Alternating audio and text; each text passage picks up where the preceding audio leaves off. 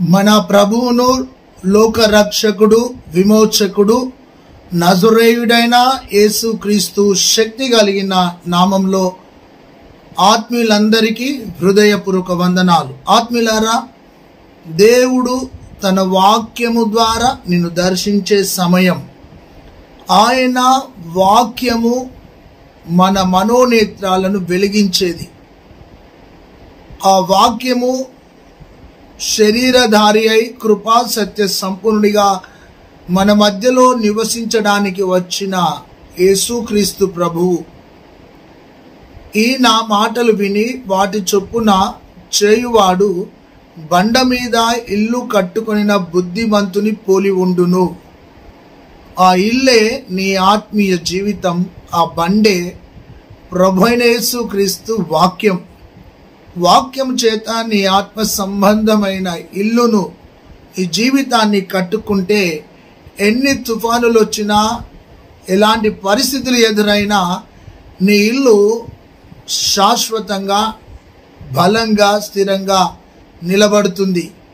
అయితే ఈరోజు ఒక శక్తి కలిగిన దైవ సందేశంతో మీ మధ్యలోనికి వస్తున్నాను.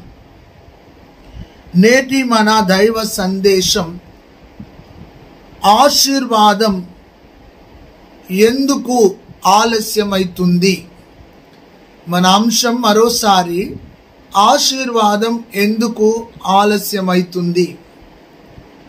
నా ఆత్మీయ సహోదరులారా, ఆశీర్వాదం ఆలస్యమైతుందని కొందరు దేవుని విడిచిపెట్టిన వారు ఉన్నారు. ఆశీర్వాదము పొందుకోలేమని ఆత్మీయంగా చల్లారిపోయిన వారిని కూడా మనం చూడగలం. దేవుడు ఈరోజు నీతో మాట్లాడుతున్నాడు. నీవు నేను ఆశీర్వాదానికి వారసులుగా ఉండడానికి పిలువబడ్డాం. దేవుడు ఆశీర్వదించేవాడు. ఎలా ఆశీర్వదిస్తాడు అయ్యా అంటే, తగిన కాలమందు ఆశీర్వదిస్తాడు, విరిచి ఆశీర్వదిస్తాడు. ఆయన తన కృప ద్వారా ఆశీర్వదిస్తాడు. మనము ఆశీర్వాదానికి హక్కుదారులం. దేవునికి స్తోత్రం కలుగునుగాక. అయితే ఆశీర్వాదం ఆలస్యమైతుందని నీవు నిరుత్సాహపడవద్దు, కృంగిపోవద్దు, ఆశను కోల్పోవద్దు.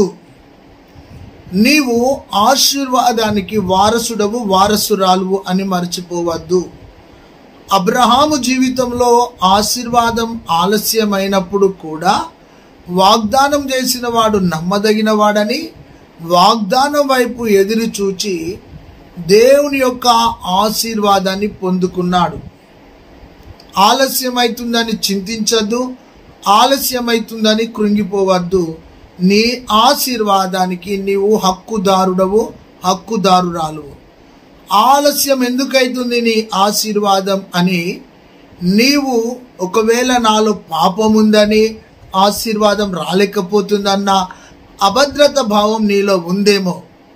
ఇక నన్ను ఆశీర్వదించడు దేవుడు అని నువ్వు అనుకుంటున్నావేమో, కానీ నీ ఆశీర్వాదం నీ కళ్ళ ముందే ఉంది.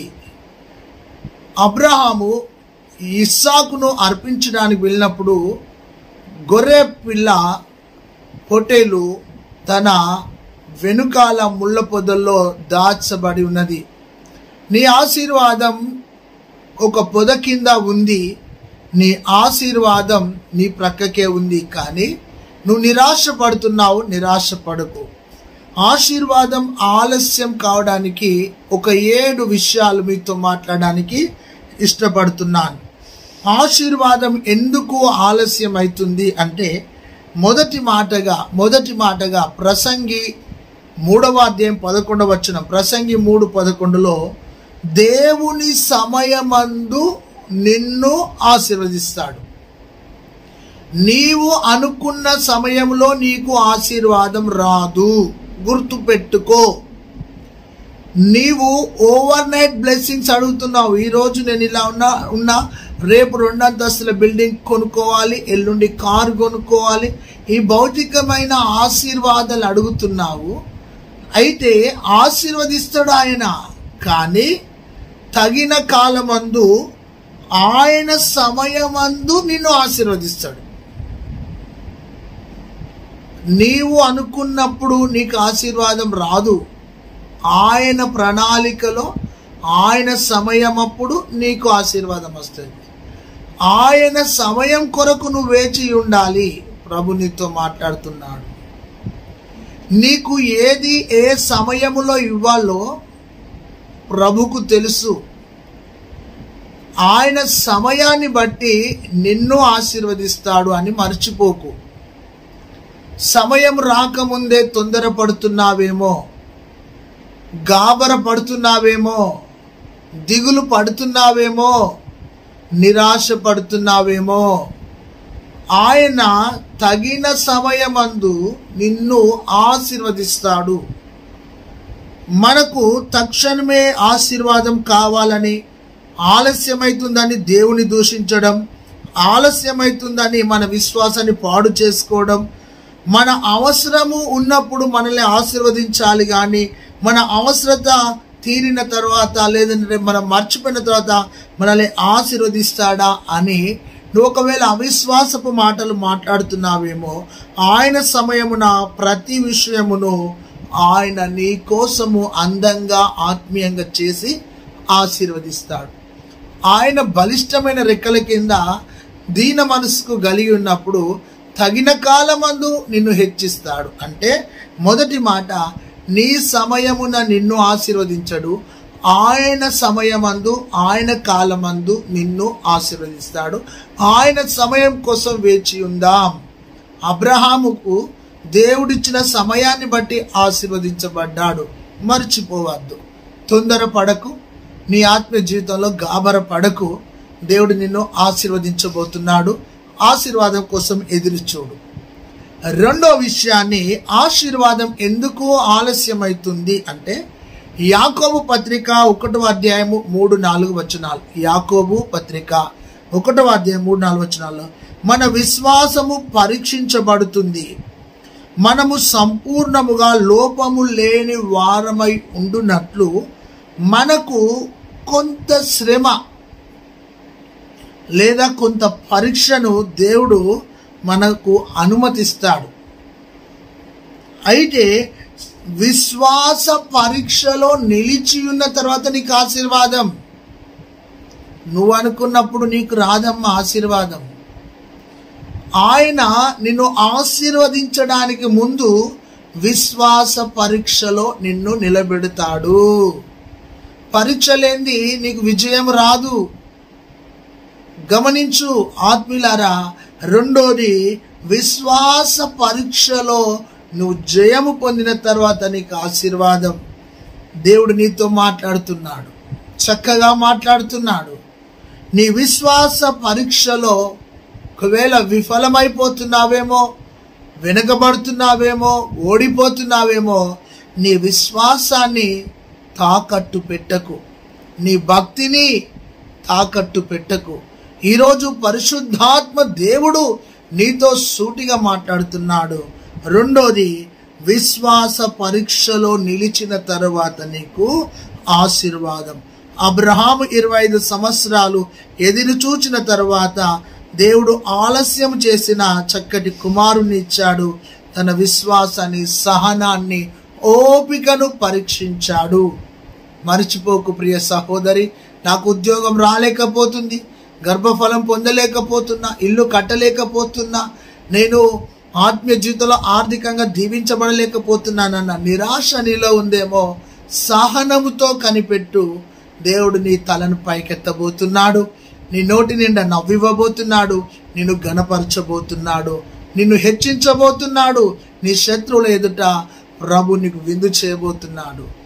మూడవ విషయం ఆత్మీయులారా, మూడవ విషయం, ఆశీర్వాదం ఎందుకు ఆలస్యమవుతుంది అంటే యెషయా గ్రంథం 59వ అధ్యాయము, యెషయా గ్రంథం 59వ అధ్యాయం 1-2 వచనాల్లో, మీ పాపములు నీకును నాకును అడ్డుగా ఉన్నాయి. పాపము లేదా అవిధేయత నీలో నాలో ఉండుట ద్వారా ఆశీర్వాదం ఆలస్యమవుతుంది. ఏమిటి పాపం? నీలో దేవునికి ఏదైనా ఆయాసకరమైనది ఉంటే దాన్ని తొలగించుకో. నీ మనస్సాక్షి నీతో మాట్లాడడం లేదా? నీ మనస్సాక్షి నిన్ను వేధిస్తలేదా? నువ్వు ఎక్కడ పాపములో ఉన్నావో ఆ పాపాన్ని ఒప్పుకో. మన పాపములు దేవునితో సత్సంబంధాన్ని దూరం చేస్తాయి, సంబంధాన్ని దెబ్బతీస్తాయి. మన ఆశీర్వాదాలకు మన పాపాలు అడ్డుగోడల వలె ఉంటాయి. అయితే పరిష్కారం పొందాలి అంటే పశ్చాత్తాపంతో ప్రార్థించాలి. విరిగిన హృదయముతో, నలిగిన హృదయముతో నీ పాపాన్ని ఒప్పుకోవాలి, నీ దోషాన్ని ఒప్పుకోవాలి, నీ అతిక్రమాన్ని ఒప్పుకోవాలి, నీ పాడైన స్థితిని ఒప్పుకోవాలి. నీ ఆశీర్వాదానికి మూడవది అడ్డుగా ఏదైతుందంటే పాపము లేదా అవిధేయత నీలో ఉంది. లోబడని తనం, తగ్గింపు లేని తనం, పాపములో ఉన్న తనం నీలో ఉంటే నువ్వు ఆశీర్వదించబడలేవు. మొదటి మాటగా ఆత్మీయులారా, నీవు దేవుని సమయమందు ఆశీర్వదించబడతావు. రెండోది, విశ్వాస పరీక్షలో నిలిచిన తర్వాత జయం పొందిన తర్వాత ఆశీర్వదించబడతావు. మూడోది, పాపము లేదా అవిధేయత నీలో ఉంటే నువ్వు ఆశీర్వదించబడలేవు. అయితే ఈ రోజున ప్రభు నీతో మాట్లాడుతున్నాడు. నీ ఆత్మీయ జీవితంలో నువ్వు ఆశీర్వదించబడాలని, దీవించబడాలని ప్రభు నీతో మాట్లాడుతున్నాడు. నాలుగో విషయాన్ని చూస్తే ఆత్మీయులారా, నీ ఆశీర్వాదం ఎందుకు ఆలస్యం అవుతుందంటే లూకా సువార్త 18వ అధ్యాయము 1 నుండి 8 వచనాల వరకు చూస్తే అక్కడ ప్రార్థనలో స్థిరత్వం లేకపోవడం ద్వారా నువ్వు ఆశీర్వదించబడలేకపోతున్నావు. అయితే ప్రార్థన కొంత సమయం వరకు చేస్తున్నావు, ఆశీర్వాద సమయంలో నువ్వు ప్రార్థన ఆపేస్తున్నావేమో. అన్యాయస్తుడైన న్యాయాధిపతి దగ్గరకు ఒక విధవరాలు మాటి మాటికి వచ్చి గోజాడినప్పుడు ఆ అన్యాయాధిపతి అయిన న్యాయాధిపతి మనస్సు మార్చుకొని తనకు న్యాయం చేసినట్టుగా ఉంది. అయితే ఆత్మీయులారా, ఇక్కడ నీ ఆశీర్వాదానికి ఏది ఆలస్యం అంటే ప్రార్థనలో స్థిరత్వం లేకపోవడం, సరిగా ప్రార్థన చేయలేకపోవడం, ప్రార్థన మానేసినావేమో, ప్రార్థన ఆపివేసినావేమో, నేనెందుకు ప్రార్థన చేయాలిలే అనుకుంటున్నావేమో. నీ ఆత్మీయ జీవితంలో ప్రార్థనలో తక్కువైపోయినావు కాబట్టి నీ ఆశీర్వాదం ఆగిపోయింది అని నువ్వు భావించాలి. అయితే ఈరోజు ప్రభు నిన్ను దర్శిస్తున్నాడు. ప్రభువా, నా ప్రార్థన జీవితం తక్కువైపోతే ప్రభువా నన్ను కనికరించు. దేవుడు మన ప్రార్థనలను నిరంతరము చూస్తాడు, ఆలకిస్తాడు. ఆ ప్రార్థనల మొరను వింటాడు. ఖచ్చితంగా ఆ ప్రార్థనలకు ఖచ్చితంగా ఆశీర్వాదం ఇస్తాడు. ప్రార్థనలో నీకు స్థిరత్వం లేకపోతే, ప్రార్థన లేకపోతే నువ్వు ఆశీర్వాదం పొందలేవు. యాకోబు ప్రార్థన ద్వారా ఆశీర్వదించబడ్డాడు కదా, హన్నా ప్రార్థన ద్వారా ఆశీర్వదించబడ్డది కదా. ఆత్మీయులారా, జకర్యా, ఎలిజబెత్లు ప్రార్థన ద్వారా ఆశీర్వదించబడ్డారు కదా. మన ఆత్మీయ జీవితంలో ప్రార్థనలో స్థిరత్వం లేకపోతే మనం ఆశీర్వదించబడలేము. కాబట్టి ఈ రోజు నుండి ప్రార్థనా జీవితాన్ని పెంపొందించుకో. వ్యక్తిగత ప్రార్థన, కుటుంబ ప్రార్థన, సంఘ ప్రార్థన, ఉపవాస ప్రార్థన, కన్నీటి ప్రార్థన, ఏకాంత ప్రార్థన, మోకాళ్ళ ప్రార్థన, సాగిలపడి ప్రార్థన, చేతులెత్తి ప్రార్థన, మరి మూలుగుతూ ప్రార్థన, అనేక రకాల ప్రార్థనలు ఉన్నాయి. నువ్వు ప్రార్థించలేకపోతున్నావు. నీ ప్రార్థన సమయాన్ని పెంచుకో. నీలో ప్రార్థన తక్కువైపోయింది, ఆశీర్వాదం పొందలేకపోతున్నావు. ఐదో విషయాన్ని చూస్తే ఆత్మీయులారా, ఐదో విషయం మత్తయి సువార్త 25వ అధ్యాయము 1 నుండి 13 వచనాల వరకు చూస్తే సిద్ధపాటు లేకపోతే ఆశీర్వదించబడలేవు. సిద్ధపాటు అనే మనస్సు నీకు ఉండాలి. 10 మంది కన్యకలు వచ్చారు, 10 మంది కునికి నిద్రపోయారు. ప్రభు పెళ్లి కుమారుడు వచ్చాడు, వాళ్ళు తిరిగి లేచారు. 5గురు సిద్ధపడ్డారు, 5గురు సిద్ధపడలేదు. సిద్ధపడ్డవారు ఎత్తబడ్డారు, పరలోక రాజ్యానికి వెళ్ళినారు. ఆత్మీయులారా, పెళ్లి విందులోనికి వెళ్ళినారు. అయితే ఈరోజు ప్రభు నీతో మాట్లాడుతున్న మాట, ఆశీర్వాదం వచ్చేటప్పుడు సిద్ధపాటు నీలో లేకపోతే, మేలు కొలుపు నీలో లేకపోతే, దేవుడు నిన్ను ఆశీర్వదించడు. నీ ఆశీర్వాదం ఆలస్యం అయిపోతుంది. ఈరోజు ప్రభువే నీతో మాట్లాడుతున్నాడు.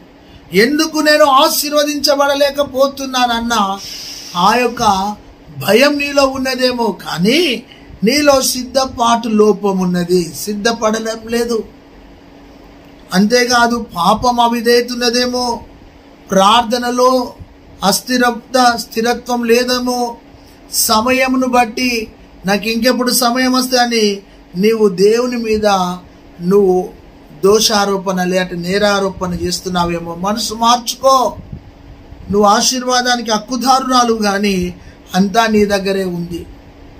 అంగడిలో అన్నీ ఉన్నా అల్లుని నోట్ల శని ఉంది అన్నట్టు నీలోనే ఏదో పనికిరాని బలహీనత ఉంది. దాన్ని ఒప్పుకో, విడిచిపెట్టు, ఆశీర్వదించబడతావు. ఎందుకు నువ్వు ఆశీర్వదించబడలేకపోతున్నావు అంటే నువ్వు దేవునికి దూరంగా ఉన్నావేమో, లేదా ఏదో ఒక బలహీనత నీలో ఉన్నదేమో, లేదా దేవునికి ఆయాసకరమైనది నీలో ఒకటి దాచుకున్నావేమో. ఈరోజు నీ మనసులో ఉన్నా, నీ ఇంట్లో ఉన్నా, నీ ఒంట్లో ఉన్నా, నీ హృదయంలో ఉన్న పనికి రానిది తీసి పారవేసినప్పుడే ప్రభు నిన్ను ఆశీర్వదిస్తాడు. అప్పటి వరకు నువ్వు ఆశీర్వదించబడలేవు. ఎందరి భక్తులు నీ తల మీద చేపెట్టినా, సంఘస్థులందరూ నీ కోసం ప్రార్థించినా, నీవు సరి చేసుకోకపోతే నువ్వు ఆశీర్వదించబడలేవు. నీలో తగ్గింపు రావాలి. ఆశీర్వదించబడాలంటే వినయము రావాలి. నువ్వు కాల్చబడాలి.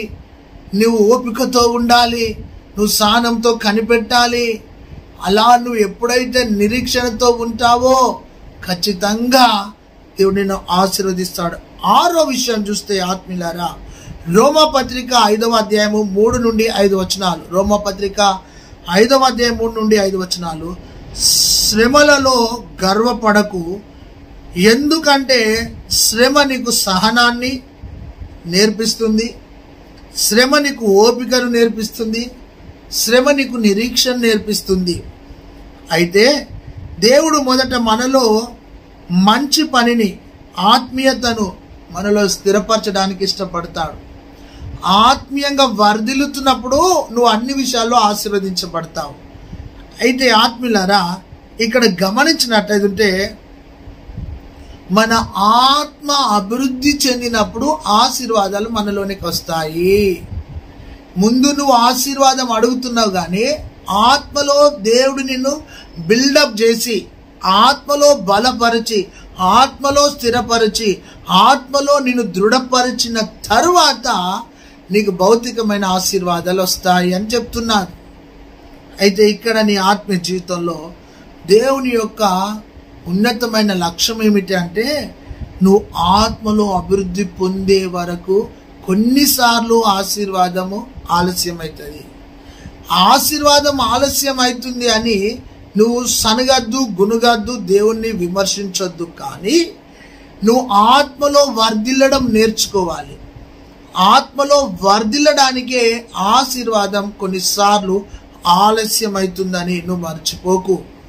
ప్రియమైన సహోదరి, ఈ లోతైన అనుభవాలను నేర్చుకో. మిడిమిడి జ్ఞానంతోని నాకు కారు లేదు, నాకు ఇల్లు లేదు, నాకు సంతానం లేదు, నాకు ఉద్యోగం లేదు, నాకు వివాహం కావడం లేదు, నాకు లోన్ రావడం లేదు, నాకు ఆర్థిక దీవెన లేదని ఈ భౌతికమైన ఆశీర్వాదాలను వెతుకుతున్నావేమో. కాదు, నువ్వు ఆత్మలో వర్ధిల్లడానికి ఆశీర్వాదాలు కొన్నిసార్లు ఆలస్యమవుతాయి. అయితే నువ్వు ఆశీర్వాదాల వైపు చూడకు, ఆత్మలో వర్ధిల్లే వాక్యాన్ని చూడు. దేవుడు నిన్ను దీవించును గాక. ఈ విధంగా నీ ఆత్మీయ జీవితంలో కొన్నిసార్లు నువ్వు ఆత్మలో ఉన్నత స్థితికి ఎదగడానికి ఆశీర్వాదం ఆలస్యమవుతుంది. అప్పుడు నువ్వు నిరాశపడద్దు. ప్రభు నిన్ను దర్శిస్తున్నాడు. దేవునికి స్తోత్రం కలుగును గాక. ఎందుకో నీలో కొంచెం తొందరపాటుతనం కనబడుతుంది. తొందరగా నేను పైకి రావాలి, తొందరగా ఎదగాలి, తొందరగా పేరు రావాలి, తొందరగా నేను ఉన్నత స్థితికి వెళ్ళాలి. ఎంత త్వరగా చెట్టు పైకి వెళ్తుందో అంత త్వరగా చెట్టు కూలిపోతుంది. ఎంత నిదానంగా ఎదుగుతుందో అంత గట్టిగా ఉంటుంది. నీ ఆత్మీయ జీవితంలో నేను ఒకేసారి 100 మెట్లు ఎక్కాలనుకుంటే కాలు జారి కింద పడతావు, పనికి రాకుండా అయిపోతావు. ఒక్కొక్క మెట్టు నిన్ను ఎక్కిస్తాడు ప్రభు. ఓపికతో ఎక్కడం నేర్చుకో. ప్రభు చేపట్టి నడిపిస్తాడు. 7వ విషయాన్ని చూస్తే నా ఆత్మీయులారా, 2వ పేతురు పత్రిక 3వ అధ్యాయము 9వ వచనంలో, యెహోవా ఆలస్యముగా ఉన్నది, అయితే ఆయనను కొందరు రక్షించాలన్న ఆలోచన, అంటే కొందరినైనా రక్షించాలి ప్రభు. నీ ఆశీర్వాదము ఎందుకు ఆలస్యం అవుతుందంటే ఇతరుల రక్షణ కోసం నీ ఆశీర్వాదాన్ని ఆలస్యం చేస్తాడు. నీ ద్వారా కొందరిని రక్షించడానికి కొన్నిసార్లు నీ ఆశీర్వాదం ఆలస్యమవుతుంది. ఇతరుల రక్షణ అంటే నీ ఆశీర్వాదం గొప్పది కాదు, గుర్తుపెట్టుకో. ఇతరుల ఆశీర్వాదం కంటే నీ యొక్క ఇతరుల రక్షణ కంటే నీ ఆశీర్వాదం గొప్పది కాదు. నువ్వు ఆశీర్వదించబడాలి అంటే నీ ద్వారా రక్షణ కార్యం ఫుల్ఫిల్ చేయబడ్డ తర్వాత నిన్ను ఆశీర్వదిస్తాడు. నువ్వు ఆశీర్వదించబడాలి అంటే నీ చుట్టూన్న వాళ్లకు ముందుగా యేసు రక్షకుడని, యేసు విమోచకుడని, యేసు ప్రేమించేవాడని, యేసు నిన్ను క్షమించేవాడని, యేసు నిన్ను ఆత్మతో నింపేవాడని, యేసు మరణించి తిరిగి లేచాడని, యేసు పరలోక రాజ్యాన్ని ఇస్తాడని నీవు ఇతరులకు రక్షణార్థంగా నిలబడు. నీ ఆశీర్వాదం కంటే ప్రాముఖ్యం ఆత్మల రక్షణ. ఎప్పుడైతే నీ ఆత్మ జీవితంలో దేవుడు నా ఆశీర్వాదాన్ని ఆలస్యం చేస్తున్నాడు అంటే దీని వెనకాల దేవుని ప్రణాళిక ఏమై ఉన్నదో అని ఆలోచించాలి. ఇప్పటి భౌతిక పరిస్థితిని చూసి దేవుడు నన్ను ఆశీర్వదిస్తలేడు అని అనద్దు. నాకు ఆశీర్వాదం ఆలస్యం అవుతుందంటే నా ఆత్మ జీవితంలో నా ద్వారా కొందరిని రక్షించాలి అని నువ్వు నిర్ణయించుకోవాలి. దేవుడు నీతో మాట్లాడుతున్నాడు. దేవునికి స్తోత్రం. ఆశీర్వాదం అనగానే ఉద్యోగం, కుటుంబం, పిల్లలు, దీవెన, ఇవి భౌతికమైన ఆశీర్వాదాలు. ప్రియుడా, నువ్వు ఆత్మలో వర్ధిల్లిన కొద్దీ అన్ని విషయాలు సుఖంగా సౌఖ్యంగా వర్ధిల్తావని వాక్యం సెలవిస్తుంది. కాబట్టి నీ ఆత్మ జీవితంలో దేవుడు ఆలస్యంగా నన్ను దీవిస్తాడేమో, నన్ను మర్చిపోయాడేమో అని నువ్వు ఒకవేళ ప్రార్థన చేయడం మానేస్తున్నావేమో, వాక్యం చదవడం మానేస్తున్నావేమో, ఈరోజు నీ ఆశీర్వాదం ఎందుకు ఆలస్యం అవుతుందో నీ హృదయంను ఒక్కసారి తొంగి చూసుకో. ఎందుకు ఆలస్యం అవుతుందంటే నాలో ఒకవేళ పాపం ఉందా, అవిధేయత ఉందా, లేదా నేను పరీక్షించబడుతున్నానా, లేదా ప్రార్థనలో సరైన స్థిరత్వం లేదా, లేదా ఆశీర్వాదం పొందడానికి నాలో సరైన సిద్ధపాటు లేదా అని నిన్ను నీవు పరీక్షించుకుంటే దేవుడు నీ ఆత్మీయ జీవితాన్ని ఆశీర్వదిస్తాడు. అయితే ఈ రోజున ప్రియ సహోదరి, ఆత్మీయంగా, మానసికంగా, భౌతికంగా సహోదరుడా, నువ్వు ఆశీర్వదించబడబోతున్నావు. రాబోయే నెలలో గొప్ప ఆశీర్వాదం నీ మీద ఉంది. 100% అద్భుత రీతిగా నువ్వు ఆశీర్వదించబడబోతున్నావు. అద్భుత రీతిగా నువ్వు హెచ్చించబడబోతున్నావు. అద్భుత రీతిగా నువ్వు విశాలపరచబడబోతున్నావు. నీలో ఒక నూతన కార్యం పరిశుద్ధాత్మ దేవుడు జరిగించబోతున్నాడు. God bless you. Praise the Lord. తండ్రి, ఈ వాక్యాన్ని నీరు కట్టి ఫలింపచేయండి. యేసయ్య నామములో ప్రార్థిస్తున్నాం తండ్రి, ఆమేన్. May God bless you. Praise the Lord. దేవుడు మిమ్మల్ని దీవించును గాక.